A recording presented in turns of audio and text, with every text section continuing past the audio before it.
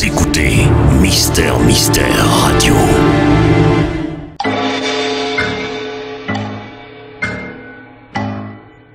Les maîtres du mystère.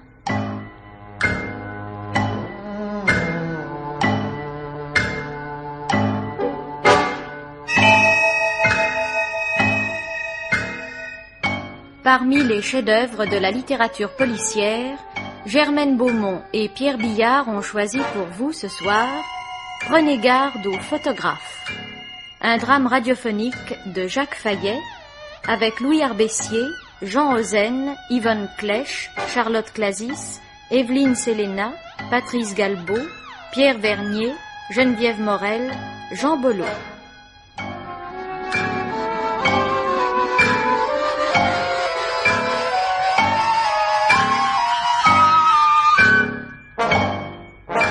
Chronique de Germaine Beaumont et Roger Régent. Chef opérateur du son, Jean Deloron. Collaboration technique, Geneviève Laureau. Assistante, Marie Vouilloux. Réalisation, Pierre Billard.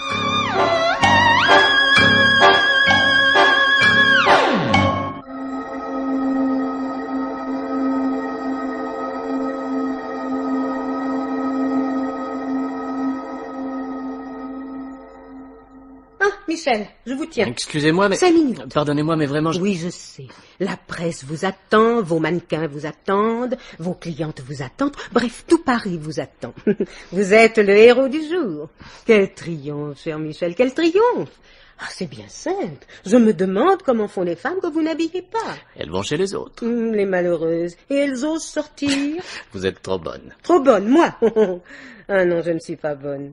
Je suis bien trop exigeante pour cela. D'ailleurs, ne vous en plaignez pas. C'est l'exigence des femmes qui donne quelque talent aux hommes.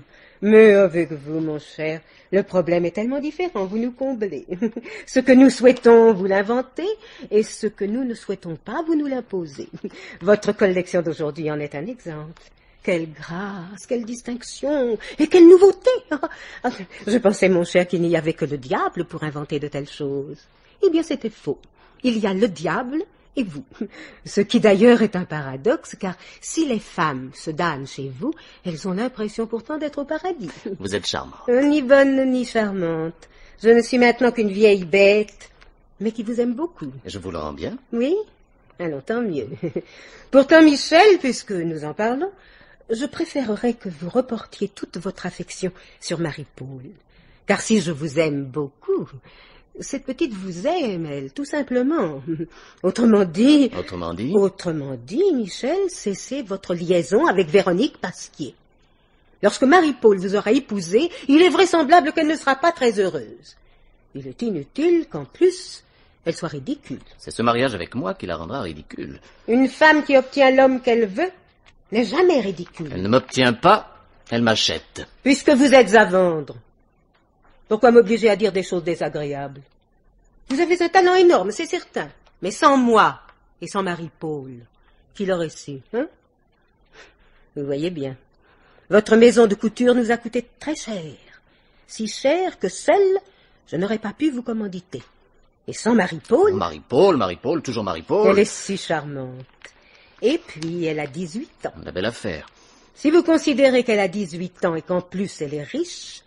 L'affaire n'est pas mauvaise. J'oserais même dire que pour vous, elle est bonne. C'est curieux. Dès que l'on leur parle d'argent, les hommes du monde deviennent grossiers. Ne pourrions-nous parler de cela à un autre moment?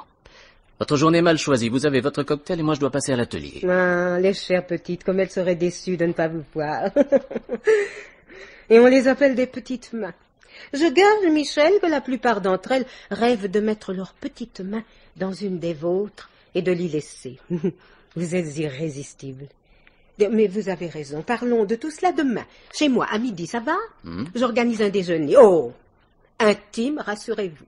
Véronique, son mari naturellement, Bernard, le parrain de Marie-Paul, Marie-Paul et moi-même. Vous voyez, presque une réunion familiale. Entrez. Comment, Stéphane, vous étiez là? Je ne vous ai pas vu. Mes hommages, madame. Bravo, Michel. Sachez, madame, que j'assiste à toutes les collections de Michel. J'ai toujours admiré l'amitié qui lie deux hommes. Vous êtes un privilège que les femmes ignorent. Sitôt que deux femmes se connaissent, la première s'invente 1000 raisons d'envier la seconde, et la seconde se croit obligée d'épater la première. L'amitié de deux femmes cède toujours le pas à l'esprit de compétition. Enfin, nous sommes comme nous sommes. Et c'est bien pour cela que l'on vous aime. Quel flatteur, ce Stéphane. Mais vous avez raison. Nous adorons être flattés, oui, même à mon âge. Surtout, devrais-je dire, car c'est à mon âge qu'on est tenté de croire aux compliments. À 20 ans, ils sont agréables, plus tard, ils sont nécessaires. Oh, mais j'allais oublier. Vous êtes libre demain pour le déjeuner, Stéphane? Mais oui. Alors, je vous attends à midi chez moi. Avec joie. Il y aura une surprise, oui. Oh, tant pis. À vous, je l'ai dit déjà. Les surprises ne sont amusantes que si on les connaît. J'annoncerai les fiançailles de Michel avec Marie-Paul. Ah oui, chut, mais silence, n'est-ce pas? Oh, personne ne doit le savoir. Ne gâchez pas mon plaisir. Eh bien, là-dessus, je me sauve. À demain, Stéphane. Michel, madame. je vous embrasse. À demain. Et n'oubliez pas, midi, demain. Entendez. Ah, quelle femme exquise. Une belle garce, oui. Alors, Rien. rien d'anormal? Y avait-il quelqu'un que tu ne connaissais pas? Non, non. Tous les visages étaient des visages connus que l'on rencontre à chaque collection, aussi bien chez toi que chez les autres. Mais c'est chez moi qu'on copie les modèles et non pas chez les autres. Mais je te l'ai déjà dit, fais une enquête auprès de ton personnel. Qu'est-ce que c'est? Ah, c'est vous, Germaine. Oui, pardonnez-moi, je croyais que vous étiez seule. Ne vous sauvez pas, Germaine, restez. Le succès d'aujourd'hui est aussi le vôtre. Vous connaissez mon ami Stéphane? Monsieur? Quant à toi, Stéphane, je ne te présenterai pas Germaine. Germaine, c'est l'âme de la maison. C'est trop peu dire, Germaine, c'est la maison. Vous partez demain matin? Oui, demain matin très tôt. Vacances? Ah non, commerce. Germaine va à Bruxelles conclure des marchés avec les grandes maisons belges. Vous vouliez me parler? Oui. Je vous écoute. Eh bien. Bon, moi je me sauve. Non, attends, on va descendre ensemble. Tu vas prendre un verre. Non, non, non, non, tout ce monde agglutiné autour du buffet, ça me soulève le cœur. Allez, à demain. Eh bien, Germaine, vous en faites une tête. Je voulais vous montrer ceci. Qu'est-ce que c'est? C'est une revue américaine.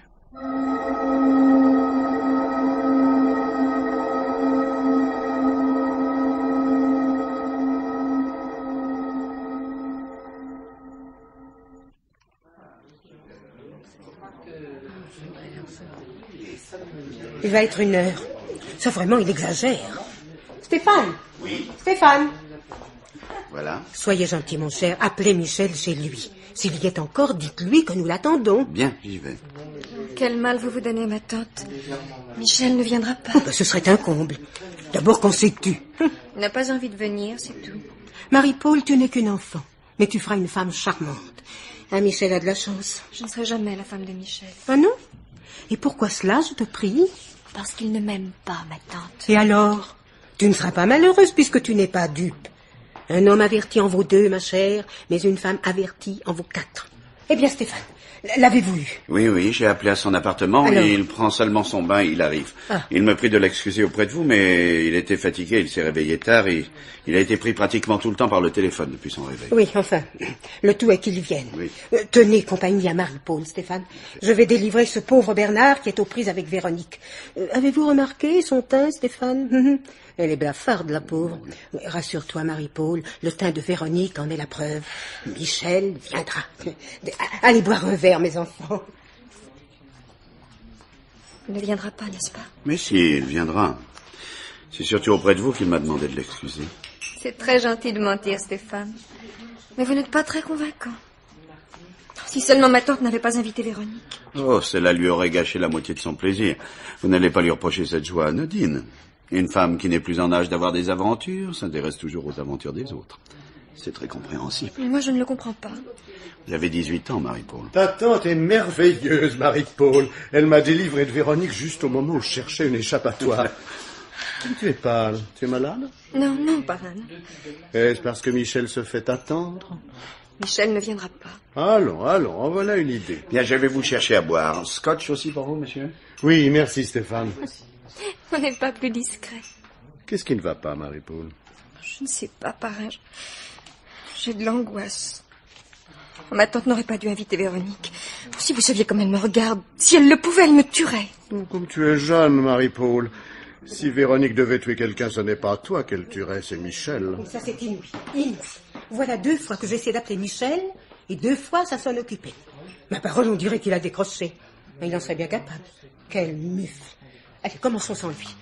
À table. À table.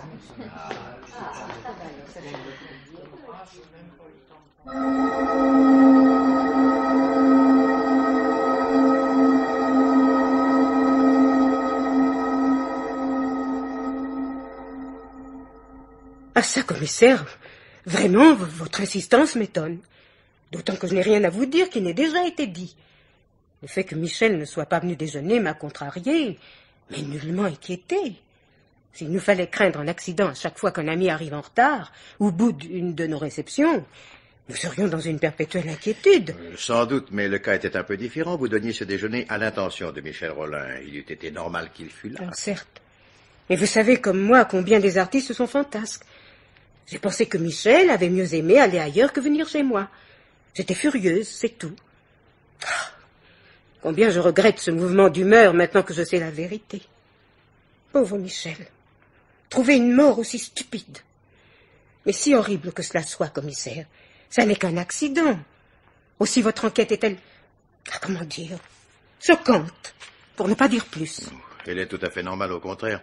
Michel Rolin a été trouvé il y a 1 heure dans sa baignoire, tenant dans sa main droite le récepteur de son téléphone. Il semble donc, à première vue, qu'il soit décédé à la suite d'une électrocution. Tant que l'expertise médicale n'aura pas confirmé cette hypothèse, nous sommes en droit de nous livrer à d'autres suppositions. L'expertise médicale? Voulez-vous dire que... Oh, c'est la loi, madame. L'autopsie dira comment est mort Michel Rolin, et si cette mort fut accidentelle, ou provoquée. Provoquée? Vous rendez-vous compte, commissaire, de ce qu'une telle hypothèse laisse supposer? Et quel scandale au cas où elle se révélerait exacte? La peur du scandale est la porte ouverte à tous les abus. Mais le scandale lui-même est la porte ouverte à tous les malheurs. Pauvre Marie-Paul. Qui est-ce? Ma nièce, la fiancée de Michel.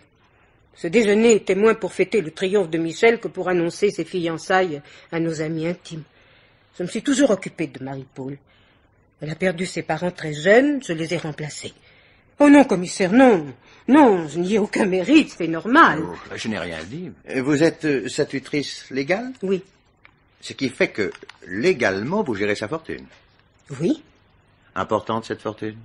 Voyons, commissaire, à notre époque, qui peut se vanter de posséder une fortune importante? Ses parents avaient du bien sous le soleil, certes. J'ai fait de mon mieux pour le faire fructifier. Et c'est ainsi que vous vous êtes livré à des opérations financières, telles que le financement de la maison de couture de Michel Rolin. Oui. Votre nièce était-elle seule intéressée dans cette opération? Non. Ma nièce et moi avons créé une société.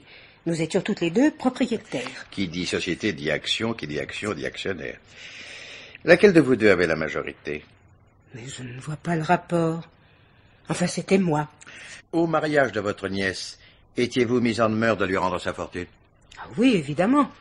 À son mariage ou à sa majorité. Votre nièce ne se mariant plus, vous vous trouvez donc toujours gérante de ses biens et qui plus est, propriétaire de la maison de couture.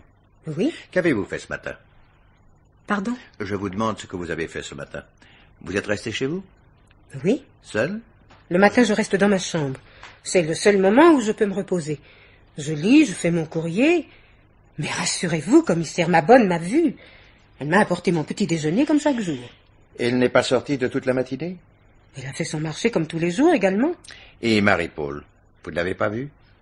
Commissaire, j'ai trouvé ma nièce dans le salon à midi. Ce qu'elle a fait de sa matinée, je n'en sais rien. Nous ne passons pas notre temps à nous épier. Ce qui fait que votre bonne étant partie faire son marché, vous auriez pu sortir, votre nièce et vous, et rentrer de nouveau ici en toute tranquillité. En toute tranquillité, oui. Vos questions, commissaire, sont à peine courtoises. Et je sens que vos déductions sont un peu hâtives. Votre métier vous oblige à voir le mal partout, même là où il n'est pas. Cela rend, vous l'avouerez, la conversation difficile. Je vous ai dit ce que je savais. Je vous demande donc l'autorisation de me retirer. Les personnes que vous avez cru devoir mobiliser ici sont dans la pièce à côté. C'est la première fois, commissaire, que des gens venus chez moi n'y seront pas traités en amis. Par qui voulez-vous commencer? Par votre nièce. Pauvre Marie-Paul. Soyez gentil avec elle. Si vous pouvez. Elle n'a que 18 ans. Et croyez-moi, la jeunesse, c'est quelquefois un handicap. Marie-Paul? Viens, ma chérie. Viens. Le commissaire veut te parler. N'aie pas peur. Asseyez-vous, mademoiselle. Merci. Et comme vient de vous le conseiller votre tante, n'ayez pas peur. Je n'ai pas peur. D'abord, mademoiselle, je voudrais vous faire comprendre que cette enquête est normale et... Ne m'expliquez rien, monsieur le commissaire. Votre enquête, je pense, ne doit étonner personne. Quand j'ai appris tout à l'heure ce qui était arrivé, j'ai compris tout de suite que cela n'était pas aussi simple qu'on voulait bien me le dire. Comment cela? La mort de Michel n'est pas accidentelle, n'est-ce pas? Rien jusqu'à présent, mademoiselle, ne nous interdit de le croire. Mais rien non plus ne vous en fournit la preuve. Je comprends maintenant mon angoisse. Je sentais qu'un malheur allait arriver. Je l'ai dit à mon parrain. Que vous a-t-il répondu? Que j'étais une petite fille. Et puis... Je vous écoute. Il m'a dit que si un malheur devait arriver, ce n'est pas à moi qu'il arriverait, mais à Michel. À quel sujet vous a-t-il dit cela? Je ne peux pas vous le dire. Sans doute a-t-il dit ça en l'air, mais maintenant... Vous devez me répondre. Au sujet de Véronique Pasquier. C'est une amie de ma tante et c'était aussi... Oui? La maîtresse de Michel. Vous étiez au courant? Qui ne l'était? La notoriété même de leur liaison la rendait légitime. Et vous deviez vous marier avec Michel Rolin. La date était-elle fixée? Non. Mais je ne me serais pas mariée avec Michel. Pourquoi? Pour se marier, monsieur le commissaire, il faut être deux. N'aimiez-vous pas Michel? Si. Et lui? Je viens de vous répondre, monsieur le commissaire. Pour se marier, il faut être deux. Hier après-midi, avez-vous assisté à la présentation? Non. J'avais un cours. Un cours de quoi? Mon cours de dessin, rue Blanche, j'y vais 3 fois par semaine. Et après? Après, je suis rentrée directement ici. J'ai passé la soirée avec ma tante. Et ce matin? Rien. Ou des choses si insignifiantes que je ne me souviens pas. Ah si! Si, je suis allée au bois promener le chien. Je suis rentrée vers 11h30 pour me changer. Vous êtes resté longtemps au bois? Je ne sais pas. 1 heure, peut-être davantage. Lorsque vous êtes rentré, quelqu'un était-il déjà arrivé? Non. Bien, je vous remercie. Vous pouvez disposer. Auparavant, je voudrais vous poser une question, monsieur le commissaire. Oui, je vous en prie. Vous soupçonnez l'un d'entre nous?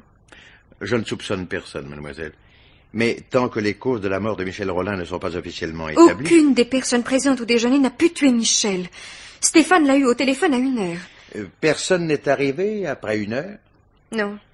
C'est Véronique qui est arrivée la dernière, mais il était 12h30. Pourtant... Oui? Elle était toute pâle. Mais ce n'est pas moi qui l'ai remarqué, c'est ma tante. Oui, je sais, je ne devrais pas vous dire tout ça. Mais je ne peux pas m'en empêcher. Je ne la déteste pas, mais elle me fait peur. Peur? Peur, oui. Elle est très belle. Elle est brillante. J'avais toujours su que je ne lui reprendrais pas Michel. Vous teniez beaucoup à votre mariage? Non, je tenais à l'amour de Michel. Pour moi, ce mariage n'était pas nécessaire. C'est à ma tante qu'il importait. Et entrez. Bonjour, patron. Bonjour, mademoiselle. Je vous dérange, patron? Non, non, non, Maxime. J'ai terminé avec mademoiselle Marie-Paul. Puis-je me retirer? Je vous en prie.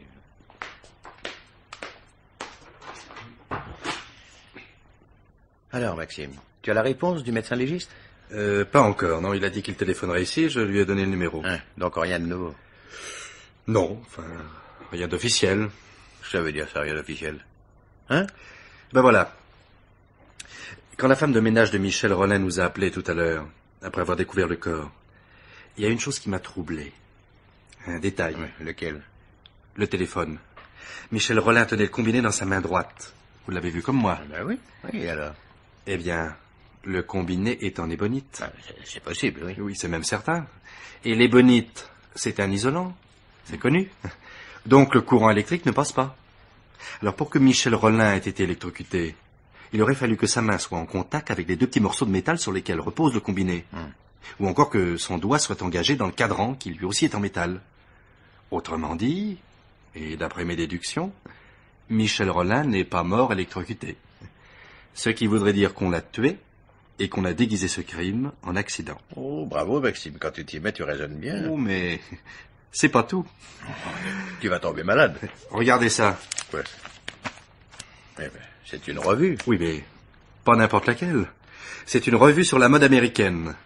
Je l'ai trouvée sur le bureau de Michel Rolin. Regardez cette photo. C'est la photo d'une présentation de collection. Oui, patron. Dans une maison de New York. Comment trouvez-vous la robe que porte le mannequin? Qu'est-ce qu'elle a, cette robe? Elle est très jolie. Oui, c'est Fleur de Rosée. Quoi? Fleur de Rosée, le nom de la robe.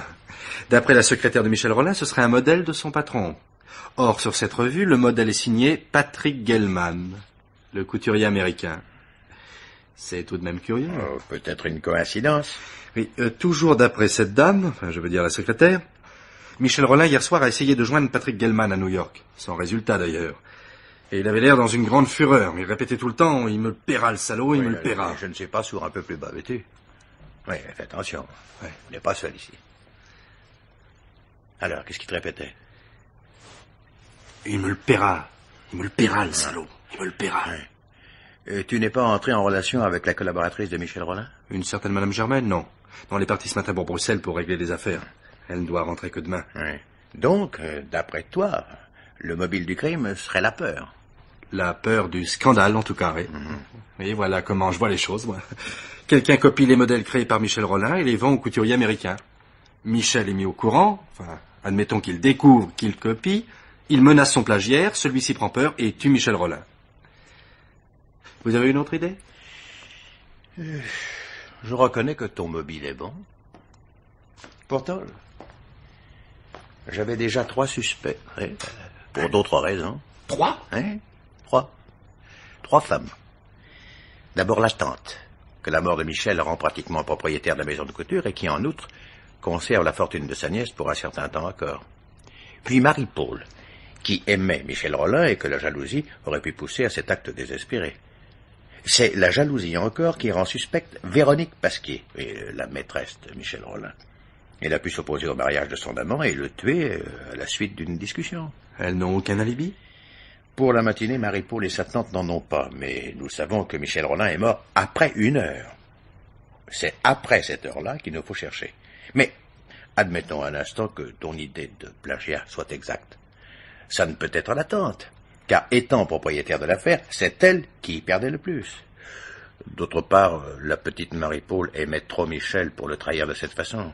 Alors, Véronique Pasquier? Il faut reconnaître que les relations qu'elle entretenait avec Michel Rolin la plaçaient mieux que personne pour avoir des détails en première main sur ses travaux. Mais alors, il faudrait admettre qu'elle ait eu un complice, puisque Michel Rolin est mort après 1 heure, et qu'à cette heure-là, Véronique était ici avec les autres. Alors, patron? Alors rien, Maxime. Continuons l'enquête. Il n'y a que le légiste qui pourra nous apporter une certitude. Eh bien, non, laisse-moi cette photo. Voilà. Et puis, demande au parrain de la petite de venir me voir. Il est dans la pièce à côté avec les autres. Bien. Qui est le parrain de cette demoiselle? C'est moi, monsieur. Entrez, monsieur. Commissaire Frémont vous reçoit tout de suite. Entrez, monsieur, entrez. Bonjour, monsieur. Monsieur? Je m'appelle Bernard Lancet, je suis le parrain de Marie-Paul. Profession? Sans profession. C'est vous dire si je suis occupé. Occupé de mes intérêts d'abord, mais mon notaire s'en charge 1000 fois mieux que moi. Aussi, je partage mon temps entre mes amis, qui sont nombreux, et les merveilles que nous dispense le monde. Croyez-moi, ces merveilles sont légion, même si nous les nions quelquefois. Nous sommes tellement ingrats. Si je vous comprends bien, vous voyagez. Oui, beaucoup, et pour mon plaisir, ce qui est à mon avis la seule manière de le faire. Pour moi, qui suis un amateur de vieilles pierres, les voyages sont une intarissable source de joie. Rome, Athènes, Vienne, Salzbourg, Dresde, Varsovie, Moscou, l'Espagne, vous voyez, c'est inépuisable. Et l'Inde aussi, bien sûr, et le Japon. Et l'Amérique, New York. New York. Quelle drôle d'idée, monsieur le commissaire. L'Amérique? Non, je ne suis pas tenté par un pays qui n'a pas d'histoire. Le Mexique, à la rigueur. Mais je ne crois pas que votre propos soit de discuter sur les mérites d'une civilisation. Que voulez-vous savoir? Si tant est que je puisse vous apprendre quelque chose. Comme tout le monde ici, j'ai connu tout à l'heure l'horrible nouvelle. Et j'ai reçu votre convocation. Où étiez-vous hier après-midi? Chez moi. Seul? Seul, oui, en compagnie de mes livres. C'est, je le pense sincèrement, la meilleure compagnie qui soit. Insuffisante, il est vrai, pour vous fournir un alibi. Puis un couple d'amis est venu me chercher, nous avons passé la soirée ensemble. À quelle heure êtes-vous arrivé ce matin? Vers midi. Vous êtes venu à pied? À pied, oui. Oh. J'aime trop Paris pour prendre une voiture, on ne voit plus rien. D'ailleurs, j'habite à 10 minutes d'ici, à peine. Pourquoi avez-vous dit à votre nièce qu'un malheur pourrait bien arriver à Michel Rollin? Ah, elle vous l'a répété. J'ai pensé depuis à cette phrase que j'avais dite en l'air sans y faire attention. Je ne lui trouve d'autre explication que le souci de rassurer Marie-Paul. Je reconnais que c'était maladroit. Les jeunes filles ont une telle imagination. Ma nièce s'était mis dans la tête que Véronique Pasquier la regardait avec des yeux assassins. Si votre présence ne donnait à ce mot un caractère dangereux. Aviez-vous aussi cette impression? Monsieur le commissaire, deux femmes se regardent rarement avec aménité, mais lorsque de surcroît ces deux femmes aiment le même homme, il leur faudrait de l'héroïsme. Approuviez-vous le projet de mariage entre votre nièce et Michel Rollin? À vrai dire, je n'approuve pas le mariage en général. Pour peu que la fidélité s'en mêle, il me semble que le mariage doit interdire bien des joies diverses et inattendues. Mais dans ce cas particulier, on ne m'avait pas demandé mon avis. Alors je change ma question. Sans l'approuver pour autant, accordiez-vous à ce mariage quelques chances de réussite? Monsieur le commissaire, s'il fallait présager de la réussite d'un mariage, la plupart des gens resteraient célibataires. Mais je crois que celui-ci avait certaines chances d'être durable. Ma nièce aurait aimé aveuglément son mari, et ce dernier aurait éprouvé pour sa femme un sentiment raisonnable, enfin, disons raisonné. La reconnaissance et l'intérêt auraient remplacé avantageusement la passion. Les jeunes gens actuels perdent souvent de vue que le mariage est une institution, et comme à toutes les institutions, il ne faut pas trop demander pour ne pas être déçu. Suiviez-vous les collections de Michel Rollin? Non, c'est au contraire un spectacle qui me déprime. Sans doute est-ce mon âge qui veut cela, mais j'en suis resté à trouver la femme bien habillée lorsque l'œil ne découvre d'elle que le bout de sa chaussure. L'art du couturier consiste à la dénuder davantage. Le génie semble résider dans l'économie du tissu. Et il est paradoxal que cela coûte si cher. C'est tellement vrai qu'aucun peintre actuel ne s'aviserait de peindre une femme en pied. Le manque de ligne, sans doute. Et c'est pourtant la ligne qui fait la silhouette. Mais, monsieur le commissaire, encore une fois, je vous fais sortir de votre sujet. J'ai le sentiment que je ne vous ai pas été utile à grand-chose. Mais je ne savais rien de la vie de ce pauvre Michel. Je m'intéresse très peu aux autres, par égoïsme peut-être, ou par souci d'économiser le temps qui me reste à vivre moi-même. Vous pouvez vous retirer, monsieur. Je vous remercie. Non, passez, je vous en prie. Voilà. Madame Véronique Pasquier, s'il vous plaît. Entrez, madame. Mon mari m'a prié de l'excuser auprès de vous, monsieur le commissaire. À cette heure-ci, il est à son usine. Il viendra plus tard, si vous le jugez toujours utile. Puis-je m'asseoir? J'allais vous envoyer. Madame, cette enquête... Oui, je sais, monsieur le commissaire.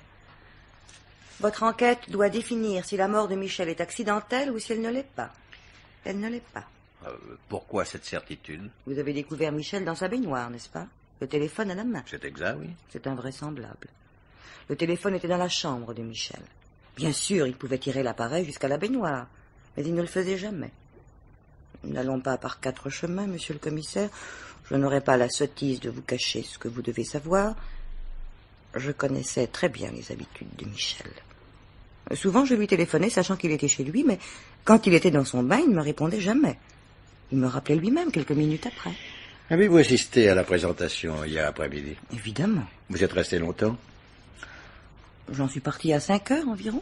Vous n'êtes pas resté jusqu'à la fin? Non. Pourquoi? D'abord parce que ces robes, je les connaissais depuis longtemps. Exactement depuis leur création. Michel me montrait ses maquettes.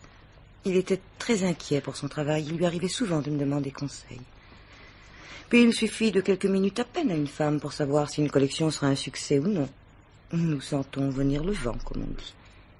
Eh bien, hier après-midi, le vent nous portait au triomphe.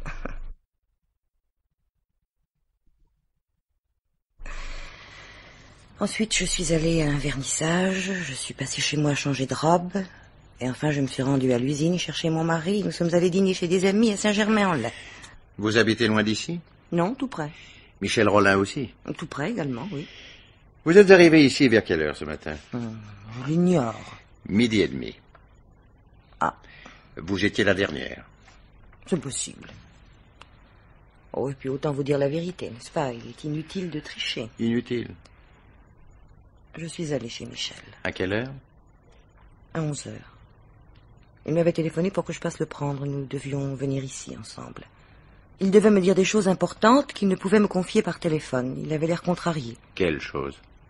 Je ne le saurais probablement jamais, monsieur le commissaire. J'ai sonné, j'ai frappé, mais il n'était pas là. Ou alors... Ou alors? Rien. Il ne m'a pas répondu. Pourquoi ne vous aurait-il pas répondu? Oh, j'y ai songé. Il y a deux solutions. Ou il ne voulait pas me répondre, mais il n'avait aucune raison d'agir ainsi, puisque je venais à sa demande. Ou il ne pouvait déjà plus me répondre. On l'a joint au téléphone à 1h. Je l'ignorais. Vous saviez qu'il projetait d'épouser Marie-Paul? Que l'on projetait de lui faire épouser Marie-Paul, oui. Il me l'avait dit. Ce mariage allait changer beaucoup de choses pour vous. Rien. Rien. Cependant, votre... Dites-le, monsieur le commissaire. Ma liaison avec Michel. Non. Ça n'aurait rien changé. J'étais bien mariée moi-même. Depuis longtemps? Quelle importance. Je vous en prie, répondez-moi. Depuis 20 ans. Votre mari savait-il? Oui. Je n'ai jamais su dissimuler. C'était inutile, d'ailleurs. Nous vivons dans un monde où les secrets des uns alimentent la conversation des autres. En souffrait-il? En souffrir? Oh non. Est-il capable de souffrir de quelque chose? Je pense au contraire que cela devait lui enlever des obligations vis-à-vis de moi. Il y avait gagné sa liberté. En usait-il? De sa liberté? Oui. Vous voulez savoir si mon mari me trompait également? Oui, monsieur le commissaire. Depuis 20 ans. Pas avec des femmes, mais avec ses affaires, avec son usine. Ce n'est pas moi qui lui ai rendu sa liberté. C'est lui qui n'a jamais su aliéner la sienne. D'ailleurs, je suis injuste avec lui. Si il serait capable de souffrir de quelque chose, que son usine prit feu, par exemple. Et ce matin, plusieurs personnes ont remarqué votre pâleur. Peut-être. Vous étiez souffrante? Non. Mais nous sommes ainsi faites, monsieur le commissaire. Nous nous inquiétons, alors même que le plus élémentaire raisonnement suffirait à nous tranquilliser. Autrement dit, Michel se mariait. Et si je vous dis avec certitude que cela ne changeait rien, je n'en ressentais pas moins une angoisse que peut-être vous comprendrez. Puis-je m'en aller maintenant? Oui. Un mot encore. Votre mari était ici pour le déjeuner? Oui. Il était déjà là quand je suis arrivée. La dernière. D'où venait-il? D'où il venait? Mais de son usine, monsieur le commissaire. Ce sera facile de vérifier auprès de sa secrétaire.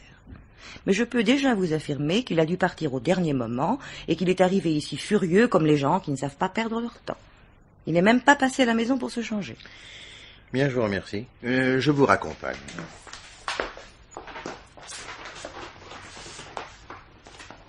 Ah, patron.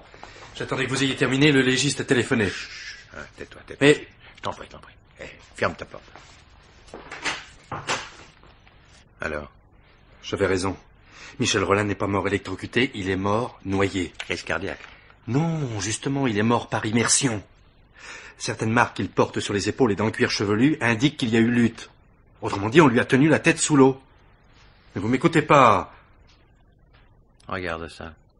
Eh ben, c'est la revue que je vous ai apportée tout à l'heure. Tu ne remarques rien? Non, rien. Regarde mieux. Je regarde. Qu'est-ce qu'il y a? Une chose que je n'avais pas vue tout à l'heure et qui vient de me sauter aux yeux quand j'ai ouvert la porte. Tout de suite? À la minute, oui. Le légiste a-t-il précisé l'heure à laquelle est mort Michel Rollin? Entre 10h et midi. Tout concorde. Je sais qui l'a tué. Vous savez? Oui, et je sais pourquoi. Pourquoi? Mais où est le téléphone? Dans un petit boudoir à côté du grand salon. Il est isolé? Oui, mais quel rapport? Non, fais entrer la personne suivante. Monsieur Pasquier aurait dû être là, lui aussi, mais il s'est fait excuser, paraît-il. Fais entrer, je sais, c'est exact. Allez, fais entrer Gauthier. Tout de suite. Monsieur Stéphane Gauthier. Entrez, monsieur Gauthier. Et asseyez-vous. Oh, c'est inutile, merci. Profession? Aucune. Mais je sais, cela semble surprenant qu'à notre époque, un garçon de mon âge ne travaille pas. Mes parents m'ont laissé quelques fortunes, j'en profite. Je verrai après. Vous avez assisté hier à la présentation de la collection de Michel Rollin. Oui. La mode féminine vous intéresse? Michel est un ami de longue date. Il est passionnant de suivre la réussite de quelqu'un que l'on connaît. Oui, passionnant de lui voir réaliser une fortune. Entre autres, oui. Et de la partager éventuellement. Votre question est ambiguë, monsieur le commissaire. Oh, toutes les questions sont ambiguës, monsieur. C'est à la réponse d'ôter l'équivoque. Racontez-moi votre journée d'hier. Je me suis levé à 10h. L'après-midi seulement. Eh bien, je suis allé à 2h30 à la maison de couture de Michel. Et vous êtes resté jusqu'à la fin de la présentation? Oui, oui. J'ai rencontré la tante de Marie-Paul qui m'a invité gentiment au déjeuner qu'elle donnait aujourd'hui. Ensuite, j'ai bavardé quelques minutes avec Michel. À sa maison de couture? Oui. Puis je suis rentré chez moi pour passer mon smoking. J'ai assisté à la 100e de la pièce du Palais Royal et à la réception qui a suivi. Ensuite? Je suis rentré chez moi. Et puis? C'est tout, monsieur le commissaire. J'ai dormi. Ce matin? Levé à 10h. C'est une habitude. J'ai pris mon thé, j'ai pris mon bain et je suis venu ici. À quelle heure? Midi. Midi moins le quart, peut-être. J'étais le premier. Avez-vous remarqué que les célibataires arrivent toujours en avance lorsqu'ils sont invités? C'est vous qui avez essayé de joindre Michel Rollin quand on s'est aperçu de son retard? Non seulement j'ai essayé de le joindre, mais je l'ai joint. Vers quelle heure? 1h. La tante de Marie-Paul a essayé à son tour quelques minutes après, mais c'était occupé. Une seconde. Maxime. Prie, madame, comment s'appelle-t-elle? La tante de Marie-Paul, madame Verrières. Prie madame Verrières de venir. Tout de suite. Lorsque j'étais plus jeune, monsieur Gauthier, j'enviais les gens de mon âge que leur fortune autorisait à ne rien faire. Ne rien faire, finalement, c'est la liberté de tout faire. Tandis que faire quelque chose, c'est l'obligation de ne faire que cette chose-là. La fortune doit être agréable, n'est-ce pas? Sans doute. Encore faut-il savoir la conserver, mieux que cela, l'accroître. Vous avez un notaire? Entrez. Vous m'avez demandé, commissaire. Oui, madame. Me voici. Avez-vous vérifié votre hypothèse selon laquelle de... Oh, Stéphane, vous êtes encore là. Le pauvre ami. La prochaine fois que je vous inviterai à déjeuner, vous vous méfierez. Vous ne m'avez pas répondu, monsieur Gauthier. Avez-vous un notaire? Non. Je ne me ferai jamais à vos questions, commissaire. Mais quelle importance que Stéphane ait ou non un notaire? Enfin, cela vous regarde, ça. Que voulez-vous de moi? Je voudrais savoir, madame, pourquoi vous avez éprouvé le besoin de rappeler Michel Rollin au téléphone alors que monsieur Gauthier venait de le faire. Pourquoi? C'était un geste naturel, je suppose. J'ai cru un instant que Michel ne voulait pas venir, que la raison qu'il avait donnée à Stéphane de son retard était fausse. Prend-on un bain à 1h, alors qu'on est attendu à midi? Je suis allée dans ma chambre prendre une bague que j'avais oubliée. J'ai décroché le téléphone, voilà tout. Mais dans votre chambre, le téléphone n'est-il pas dans le boudoir, à côté du grand salon? Il y a un appareil dans ma chambre et un autre dans le boudoir. Et vous, monsieur, d'où avez-vous téléphoné? De l'autre poste, non, celui Stéphane. du boudoir. Non, Stéphane, non, de ma chambre. Ah, non, je vous assure, du boudoir. Mais croyez-moi, Stéphane, c'est impossible. Vous êtes allé dans ma chambre. Mais impossible, pourquoi? Eh bien, commissaire, pour que l'on puisse se servir de l'appareil qui est dans le boudoir, il faut auparavant basculer un petit bouton qui est dans ma chambre. Cela coupe court aux indiscrétions. Comme je n'avais pas basculé le bouton, que l'appareil de ma chambre était en ligne, celui du boudoir était inutilisable. Vous vous trompez, Stéphane. Alors, monsieur? Bien, peut-être, oui, était-ce dans votre chambre? Non, vous étiez bien dans le boudoir. Mais commissaire, je viens de vous dire que l'appareil ne marchait pas, qu'importe. puisque M. Gauthier n'a pas téléphoné à Michel Rolin. Mais... Et vous n'avez pas téléphoné à Michel Rolin parce que vous saviez qu'il ne répondrait pas. Mais c'est insensé. Dites tout de suite que Stéphane a tué Michel. Je le dis. Oh. Ne bougez pas, monsieur. Ne bougez pas. L'inspecteur Maxime est derrière cette porte, je vous en prie. Oui. Vous avez tué Michel Rolin, car il avait découvert que vous voliez ces modèles et que vous les vendiez au couturier américain Patrick Gelman. Je ne connais pas ce monsieur. Non? Madame, regardez cette photo. Oh, la jolie robe. C'est... Mais vous êtes là, Stéphane. Oui. Monsieur Gauthier, vous êtes là, sur cette photo, parmi la foule qui regarde la collection de Patrick Gelman à New York, aussi attentif là-bas que vous l'étiez dans les salons de Michel Rolin. Quand j'ai eu cette photo dans les mains tout à l'heure, je n'avais fait attention qu'au premier plan, au mannequin qui présentait la robe. C'est en ouvrant la porte pour accompagner Véronique Pasquier que je vous ai aperçu. Aussitôt, les détails de cette photo m'ont sauté aux yeux. Alors j'ai compris. Quand Michel Rolin a su que c'était vous qui dérobiez ces modèles, il a essayé de vous joindre. Hier soir, il n'a pas pu, puisque vous étiez absent. Sans doute vous a-t-il téléphoné ce matin. Vous vous êtes rendu chez lui avant de venir ici. L'explication a été rude. Et vous avez pris peur, monsieur Stéphane Gauthier. Mais c'est faux, c'est faux! En effet, je suis allé à New York. Oui, j'ai accompagné des amis américains chez les couturiers, mais je n'ai pas choisi une maison plutôt qu'une autre. Vous imaginez... Mais ne bougez pas, voulez-vous? Alors imaginons jusqu'au bout. Devant les menaces de Michel Rolin, dans la certitude où vous êtes qu'il va porter plainte contre vous, vous êtes pris de panique. Et comme il prend son bain avant de venir ici, avec la confiance qu'on a devant ses amis, même s'ils vous trahissent, vous entrevoyez le moyen de vous débarrasser de lui. Vous noyez Michel Rolin, puis vous placez le téléphone dans sa main pour faire croire à un accident. Non. Puis, vous venez ici pour le déjeuner. La chance même paraît vous sourire. Madame Verrières vous fournit un alibi en vous demandant de l'appeler. Vous allez dans le petit boudoir dont le téléphone ne marchait pas, nous le savons maintenant. Vous restez quelques secondes, vous revenez en excusant Michel et pour justifier votre mise en scène, vous annoncez qu'il va prendre un bain. Mais défendez-vous, Stéphane, défendez-vous. Oh, inutile de vous défendre. Patrick Gelman nous a téléphoné de New York avant même que l'enquête ne commence. La mort de Michel Rolin l'a beaucoup troublé. Il vous a mis en cause. Vous mentez! Il y a 1 heure, il ignorait encore la mort de Michel, c'est moi qui lui ai appris. C'est vous. Et vous m'avez dit ne pas le connaître. Ainsi, vous téléphonez à des gens que vous ne connaissez pas. Vous venez de vous trahir, monsieur Stéphane Gauthier. Oui. Pourtant, vous aviez tout prévu.